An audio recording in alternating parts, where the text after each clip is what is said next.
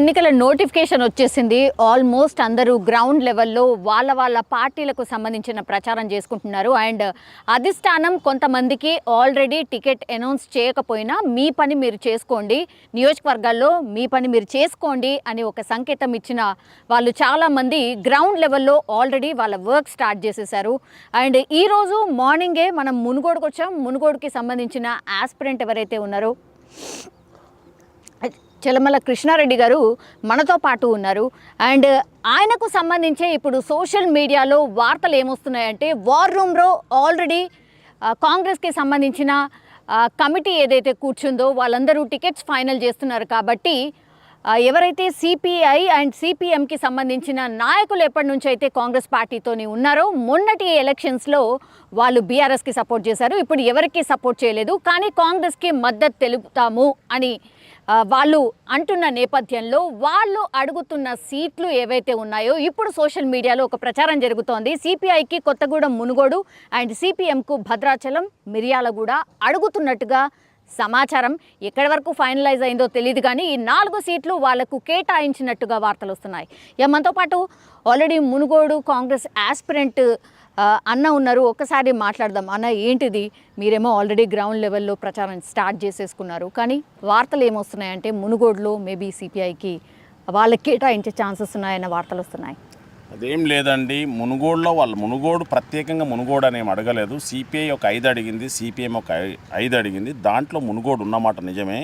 కానీ మన కాంగ్రెస్ వాళ్ళు ఎవరు కూడా అధిష్టానం ఎవరు కూడా వాళ్ళకు గ్రీన్ సిగ్నల్ ఇవ్వలేదు. మేము ఆల్రెడీ గెలిచే సీట్లు ఎక్కడిస్తామని చెప్పి అదే ఉన్నది, అదే 15-20 డేస్కి వెళ్ళి నడుస్తున్నది. జనరల్ సీట్లు ఇచ్చే ప్రసక్తే లేదన్నారు. ఏదైనా ఇస్తే రిజర్వ్ సీట్లు ఇస్తాము, ఖమ్మంలో ఆల్రెడీ 2 సీట్లు ఇస్తాము, అదేవిధంగా కరీంనగర్లో 2 సీట్లు ఇస్తాం. కానీ ఇక్కడ ఉన్నటువంటి జనరల్ సీట్లు ఏవైతే మీరు అడిగినరో ఆ జనరల్ సీట్లు ఇచ్చేటువంటి ప్రసక్తి లేదు. 100% గెలిచే సీట్లు అని చెప్పి మన వాళ్ళు ఖండించుకుంటూ వస్తున్నారు.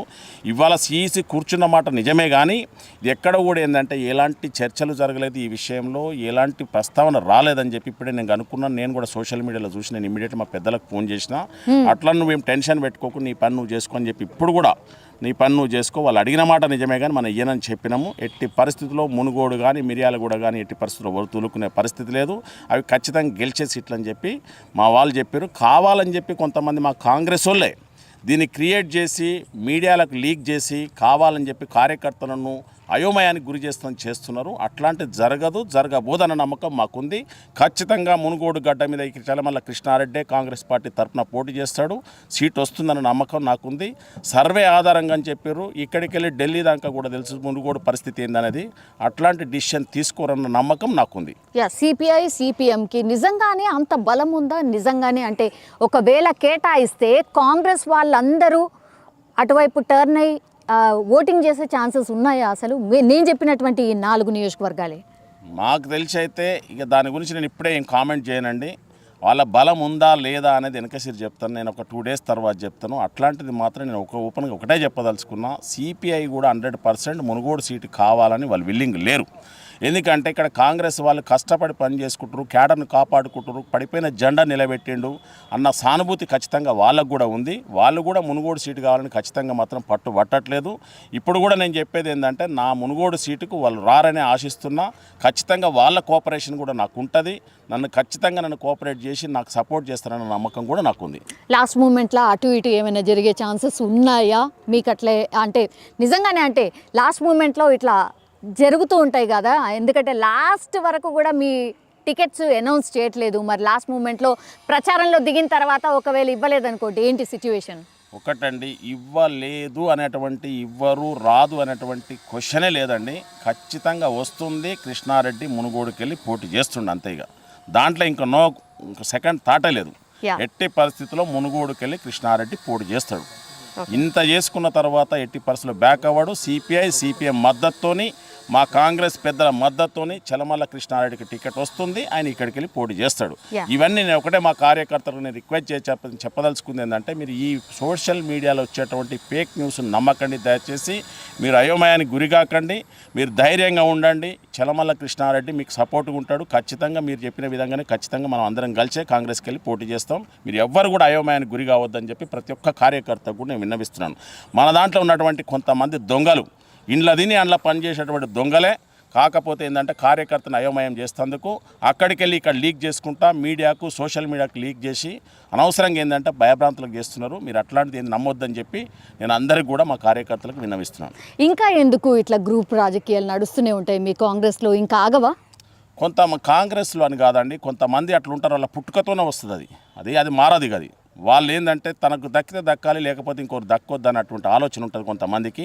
కాబట్టి అట్లాంటి దురాలోచన ఉన్న వాళ్ళు చరిత్రలో ఎక్కడ కూడా నిలబడలేదు. ఇక్కడ కూడా చరిత్ర నిలబడకుండా వెళ్ళిపోతారు, క్వశ్చనే లేదు. ఇప్పటిదాకా ఏం జరిగిందో తెలియదు, కానీ నా మునుగోడు సీటు మాత్రం ఖచ్చితంగా నాకే వస్తుంది. నేనే పోటీ చేస్తా, ఖచ్చితంగా నేనే గెలుస్తా. ఇక్కడ కాంగ్రెస్ పార్టీ తరపున గెలుస్తా. యా, లాస్ట్ మూమెంట్లో మీకైతే అన్యాయం చేయరు అనేసి మీరు గట్టిగా చెప్తున్నారు, అంతేనా?